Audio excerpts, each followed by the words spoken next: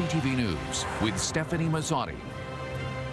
Good evening and thank you for joining us. LaSalle police continue to investigate the murder of a Windsor woman. Tonight we've learned the OPP is now assisting with the investigation. We will have more on that in just a moment. But first, a Windsor organization helping black families navigate the education system says it's seeing positive results. For the past 5 years, Family Fuse has used coaching and workshops to help black parents find their voice. CTV's Robert Lothian explains how the program gave hope to a struggling single father. I think you just like to see yourself in the screen. What you think?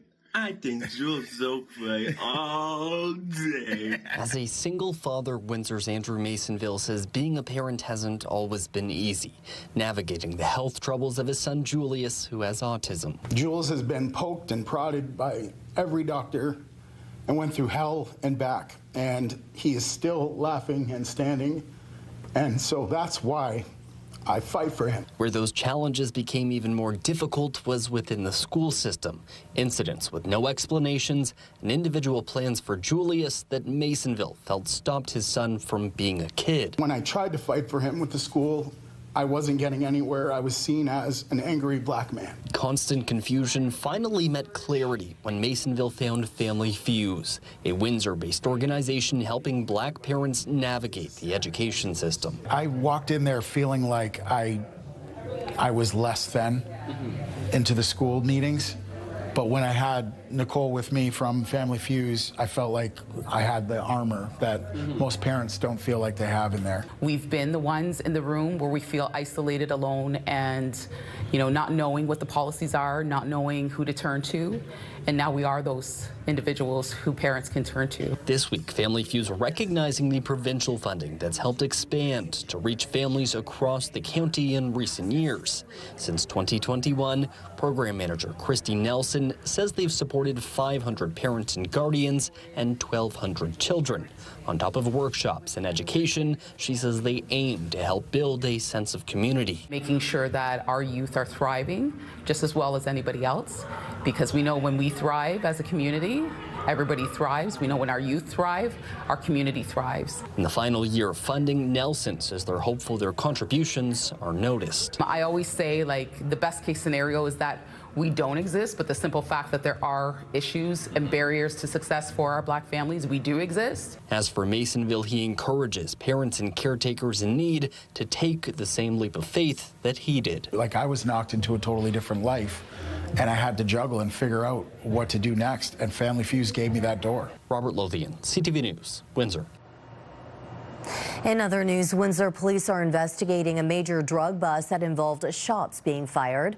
Members of the Drugs and Guns Unit executed a search warrant in the 1800 block of Factoria Road on Thursday, where they seized more than $440,000 in cash and drugs.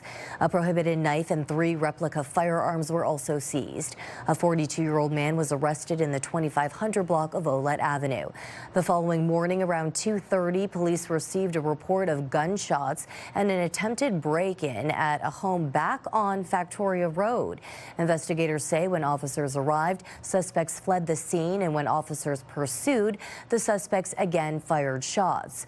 23-year-old Nicholas Tudorica is facing several gun and break-in related charges, and 31-year-old Jacqueline McLean is charged with attempted break and enter. Investigators believe 2 more suspects were involved in the attempted break-in and are still at large. Anyone with information is asked to call the Major Crimes Unit or Crime Stoppers. Now, as we first mentioned at the top of the show, the OPP are now helping assist in the murder of Nancy Grewal, and we are also learning more details about her personal life and beliefs. CTV's Michelle Molesky has the latest. After 2.5 days, LaSalle police have now released the home where they say 45-year-old Nancy Grewal was killed. She was stabbed to death on Tuesday night, according to police. According to her union, Grewal was on duty, working as a PSW at this home when she was attacked.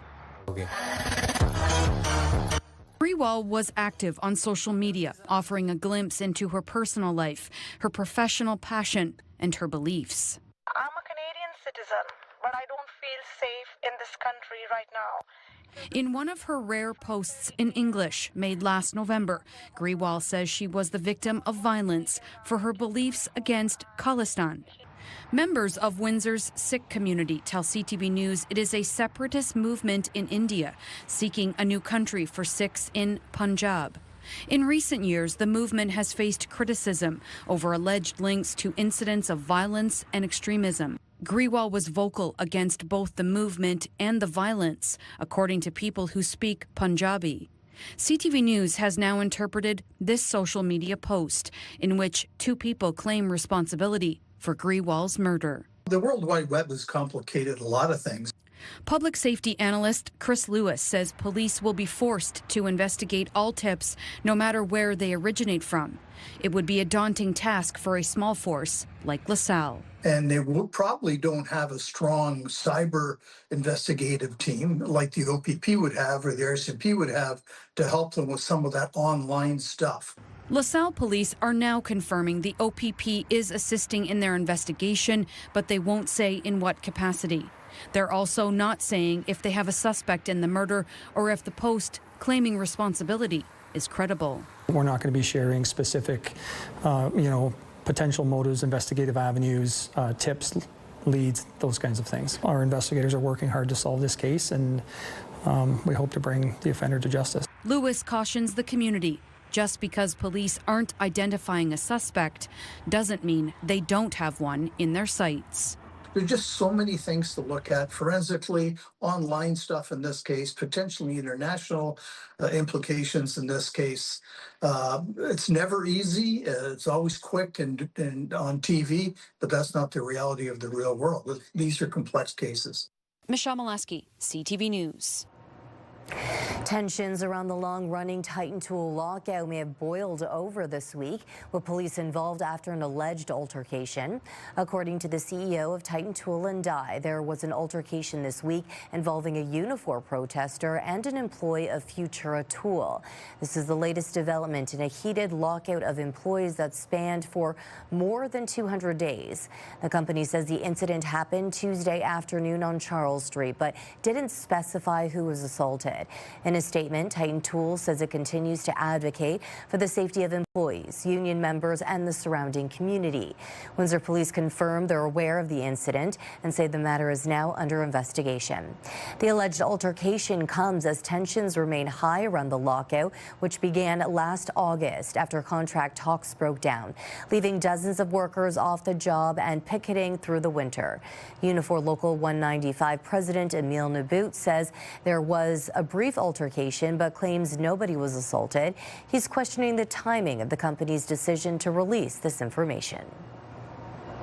They've been silent from the media. Unifor doesn't hide away from the media. And all of a sudden now they want to highlight that Unifor is such a bad union. They rather right now start putting a false accusation and instigation at the picket line and spending more time in the court instead returning back to the bargaining table and do the right things to those workers. Now, this is the second time Titan Tool has communicated with the media. We've reached out to the company's CEO requesting an interview, but did not receive a response by our deadline. Also tonight, a Windsor manufacturing company is getting a boost from the government to help grow its business beyond the auto sector. CTV's Bob Belichico explains. You know, there's a lot of signs of life in the Canadian economy. Wayne Long was in Windsor sharing his optimistic outlook. The Secretary of State responsible for the CRA and financial institutions toured Next Gen Mold Technologies, which has used the government investment of $700,000 to diversify their business. This grant in particular will create 11 new jobs, which have already been filled. We've actually filled 15 jobs since the grant initiative was unrolled. Funding, which comes from the federal government's Regional Tariff Response Initiative, or RTRI, has helped Next Gen to purchase this 5-axis carbon-cutting machine. Company president Dennis Goggin admits the uncertainty of tariffs was scary at first, but they found a way to grow their business by 66% in the last year. Anxiety is a good thing in business, I think, right? It keeps you on your edge. It's fight or flight, and we decided to fight, and it's turned out okay so far. So knock on wood. 65% of their business is focused on automotive. Aerospace and consumer goods make up 25%, but Goggin anticipates increasing exposure in Ontario and Quebec as they continue to grow their footprint. We were able to grow rather than shrink due to the tariffs and the threats. So we've been very fortunate, and the government supporting that only furthers our efforts. With the government investing across the country, the RTRI is designed to help Canadian companies adapt to shifting global trade conditions and build stronger relationships with markets beyond the U.S. It's been easy to trade with the U.S. economy, but I think what's happened over the last year has really woken our country up, our government up, saying, look, we need to forge and form strong trading relationships with other countries around the world. Bob Belichico, CTV News.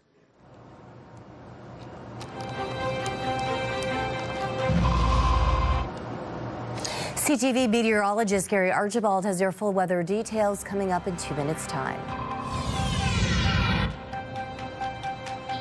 And still ahead, your next trip to the pharmacy could include picking up a prescription for your pet. Gary joins us now with your full forecast. Gary. Stephanie, we're talking about a lot of elements coming together to make for a rather stormy Saturday. Sunday looks a lot better, a clearing, mild temperatures, lots of sunshine throughout, so it's going to be a night and day kind of forecast for the weekend, so to speak. Reach highs well above seasonal, close to 7 to about 9 degrees Celsius between Windsor, Essex, Chatham, Kent, and the surrounds. The average for this time of the year is now just above 4 degrees Celsius. On the plus side, this system and the cold front that's dragging thunderstorms across parts of the Midwest into the Great Lakes region is the culprit tonight into early Saturday morning. And significant rainfall is a possibility in 2, maybe 3 successive waves in the next, say, 24 hours. There's the clearing for Sunday that we look forward to. The rainfall is gradual through the overnight between midnight and, say, 3 a.m. Then it picks up again through the midday and certainly for the afternoon. There's a risk of some thunderstorm activity both in the late morning, midday, and again in the late afternoon, early evening for Saturday across southwestern Ontario. The rainfall tallies will be somewhere between 5, which isn't a lot, upwards about 20 millimeters, which would be a moderate event at least. Overnight temperatures are mild. It's cloudy, it's misty, it's windy as well. South or southwesterly sustained at around 30 kilometers per hour with higher gusts in the 50-plus range. Some computer models have tomorrow late in the morning through the midday with gusts in the 65 to 80K range across our neck of the woods. Here's the breakdown for Saturday. Tomorrow's a mild day to start, already 14 degrees Celsius at 8 a.m. It's windy, it's gray, it's wet. High probability of rain showers throughout the afternoon. The risk of thunderstorms is less. I'd say closer to about 30 to 40% within this combined area of active weather that's moving across the region. Here's the breakdown for the next 7 days. Highs and lows anticipated, and yes, you are not being deceived. The projection is near 20 degrees on Monday. We're in the upper teens tomorrow. Mentioned it's going to be stormy. A nice break with sunshine Sunday and Monday. A bit of a dip, but still 12 degrees. Sunday is mild for this time of the year. Monday up to 19, maybe some areas seeing 20. 16 and rainy on Tuesday. Mild still Wednesday, but cooler overall. 8 degrees and a possibility of showers. And then unsettled and cloudy. Maybe even seeing with cooler temperatures Thursday, some snow mixed with rain. Friday, mostly cloudy and rebounding up to 9 degrees Celsius. Wherever you are, keep the umbrella nearby and enjoy that sunshine that's coming. Stephanie? Is your pet in need of medication? Well, next time you may be able to pick it up at your local pharmacy. CTV's Rita Ismail explains. Pet owners now have more options to fill their animals' prescriptions, including the local pharmacy. For years, both veterinarians and pharmacists in Canada have been legally allowed to dispense medication for animals. But many pet medications were only available directly through veterinary clinics until now.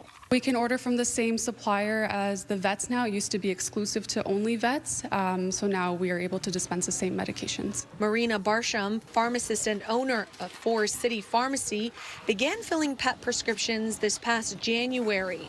She says the drugs are handled the same way as those for humans, and prices are often lower because dispensing fees are standardized and drug markups are lowered. We dispense a prescription exactly as written. We are not allowed to substitute anything. It's exactly as what the vet orders. And we want to work together with the vets to make it easier for the client to afford medication. But some veterinarians say the change raises concerns. Pharmacist trained with human medicine doesn't have the comparative animal training that a veterinarian would. And certainly animals metabolize medications different. There are very specific species differences that, again, a dispensing pharmacist without the veterinary training wouldn't have that knowledge to be able to address any concerns. Hancock also says medication sales make up a large portion of revenue for many veterinary clinics. Without that income, she says some clinics may have to increase the cost of appointments. This is not about a business competition issue. It's about a patient safety issue. And unfortunately, myself and every veterinary colleague I have unfortunately seen adverse reactions from improper substitutions, the wrong advice. New regulations now require veterinarians to inform pet owners that they have the right to request a written prescription and fill it elsewhere, including at a pharmacy. If a pharmacist does not feel comfortable filling a prescription, we always refer back to the vet. Our priority is the safety and care of the animals. Training programs are being developed to help pharmacists expand their knowledge of veterinary medications. Rita Ismail, CTV News. A new survey is outlining how the rising cost of groceries is impacting Canadians. Many people say they are purchasing cheaper, less healthy food and buying on credit just to put something on the table. CTV's Kimberly Fowler reports. We're going to make some lasagna. Gail Barrett is finishing up a grocery run for the day at this local Walmart. Onions for aromatic. This is her last stop after shopping at Costco earlier in the day, getting food for her family. Proper nutrition is important, but we're cutting back in other areas, right, to make sure that we can afford the groceries. I just kind of go to the spots that I know generally have good prices and buy what I can buy. With rising grocery prices, some Canadians are consciously making hard choices to save money. If it's not on sale, we're not buying it. Like Fresco and like Walmart are like the places to go, I find. And like if you go to Farm Boy or like anywhere else, it's just like insane. A new survey from debt relief firm Spergel finds in the past 6 months, just over 60% of respondents say they skip meals or reduce their portions. More than half say they use credit cards, loans, or lines of credit to pay for groceries. And about 40% say they delayed paying a bill to buy groceries. The survey also finds many are purchasing less meats or proteins and cutting back on fruits and vegetables. The price of a container of strawberries is like $14 now compared to what it used to be. Even buying baby food, baby formula, I mean, it's tripled the price over the past 2 years. Experts say the affordability crisis is leading to more Canadians going into debt and relying on credit to make everyday purchases. I can't afford to pay the credit cards because the credit card interest rates are so high. We see a lot of times we go over the budget with them. It's sad to see that their food budget is limited, and we know they're not living on that. Toman says, look at your budget, and if you're struggling financially, don't be afraid to ask for help. I always suggest they reach out to their community, if their churches, the community resources, the food bank, if they can. Also buy in bulk. Watch for the sales, clip your coupons because that does help. I know it's a lot of work, but it's doable. Kimberly Fowler, CTV News.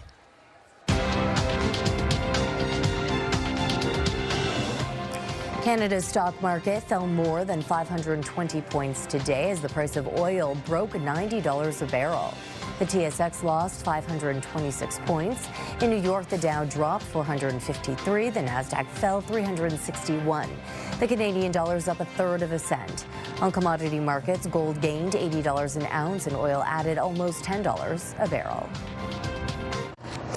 Heavy bombardment by the U.S. and Israel continued for a seventh day, with Iran still firing missiles of its own. All of it throwing the region and the global economy into disarray. CTV's Adrian Gobril is in neighboring Turkey again for us tonight, covering a conflict with no end in sight. Friday's prayers at Tehran's Grand Mosque punctuate 7 days of war across the Middle East. Spilling into the streets, thousands of Islamic Republic regime supporters protest the killing of their supreme leader. One man holding up a sign that reads in Farsi, "Death to America." As air raid sirens sound in Tel Aviv, warning of an incoming Iranian missile strike, Israeli and U.S. forces have vowed to increase their ever-intensifying onslaught across Iran.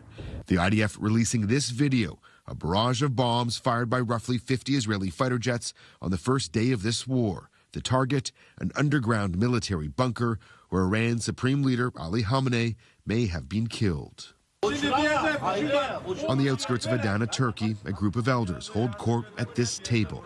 The heated discussion of this day, Iran's right to defend itself after a NATO base in this city shot down an Iranian missile in Turkish airspace.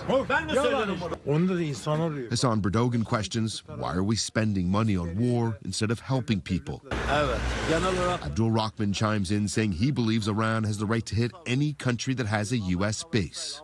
We're in southern Turkey, which borders both Syria and Iraq. Now, this neighborhood is called Anadolu. It's home to a community of refugees, many living in poverty. They know the toll of regional war all too well. We met 12-year-old Fouad, who wants to be a police officer. His 12-year-old friend Hassan wants to be a singer.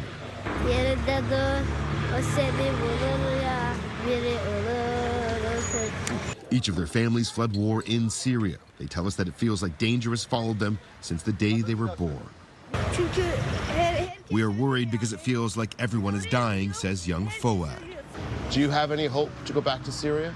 The country is our country, says Hassan. When the war is over, we will return. Though when that will be possible is anyone's guess.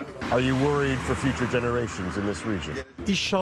Yes, we are worried, says this elder. The war is feeding the rich. The powerful are having their way while people die. And tonight, multiple reports citing American officials who say Russia is now providing Iran with location intelligence to target U.S. assets in the Middle East. Adrian Gobril, CTV News, Adana, Turkey. Discussion here at Windsor City Hall. Windsor's top stories. A major project is about to get underway. Breaking news alerts. Severe weather is a possibility. And watch live. Good evening, and thank you for joining us. Download the CTV News app.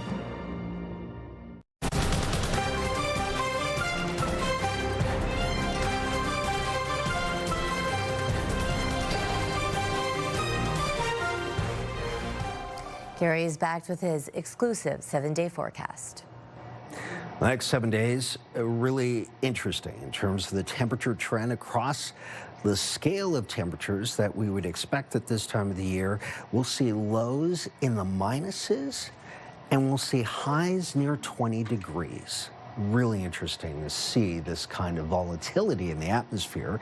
Sharp definitions in terms of air masses. We're in a warm air mass for the next 4 days and a defined cooler air mass beyond that. Showery, windy, and stormy, potentially, especially in the afternoon on a warm Saturday up to 17. Sunny Sunday and Monday, and still mild. Could see 20 degrees on Monday. Tuesday, Wednesday, cooling off, still mild but wet. And then cold enough to see a flurries, rain shower mix Thursday. A week from now, rebounding back to mild temperatures. I don't think it will last. It will be cooler in the second, third weeks of this month, especially through the overnights. Enjoy the sunshine coming and that brief May-like weather, at least April. That's coming on Sunday and Monday. Good night. Finally tonight, we close out our week-long look at the sport of para-hockey as the Paralympics got underway in Italy. But you don't need a plane ticket or a TV subscription to check out the game. There's a team right here in town. CTV's Travis Fortnum is back for the rest of his 5-part series. A lot of people hear para-hockey and assume it's something they'll only ever see on TV. But for Dustin Rivard, it's been a part of his life since he was 5. The game was completely different than it is today, and really nobody knew about it. Today, more people have at least heard of para-hockey, but Rivard says hearing about it and seeing it live are two different things. You mention that to somebody, and they go, oh yeah, I think I've seen that on TV or whatever. I'm like, have you actually seen it in person? Do you want to? On the ice, he says it speaks for itself. It's fast like hockey is, it's physical like hockey is, and it's, graceful like hockey is. It's almost the same game, but with a few differences. But building a team isn't easy. Rivard is the head coach of the Windsor Ice Bullets, a local travel team. For them, the player pool is smaller, and sometimes recruiting means walking up to strangers. It's tough. Sometimes me or some of my other teammates will approach disabled people in public and just say, hey, do you like hockey? Do you want to try? Even for those who are interested, cost can be a barrier. The equipment is not cheap, and then the travel on top. Sleds can cost hundreds, even over $1,000. Sticks are sold individually, and just like stand-up hockey, you'll need all the gear and to pay registration fees. So the Windsor Ice Bullets try to lower that barrier by offering a free trial. We'll give you a sled, we'll give you equipment. After 3 practices, then we'll talk about, okay, do you want to stick with it? And here's the part a lot of people don't realize. You don't have to be living with a disability to get involved. Ontario League actually is open to disabled and able-bodied players. I myself am able-bodied. I've played for 30 years. Rivard says he's stayed because it's competitive, but also because of the community that comes with it. And if you want to see it up close or try it yourself, the Windsor Ice Bullets practice Wednesdays at 6 at the Libro Center in Amherstburg. Travis Fortnum, CTV News. Sounds like fun. Okay, that's your news for tonight. Thank you for joining us and enjoy your weekend.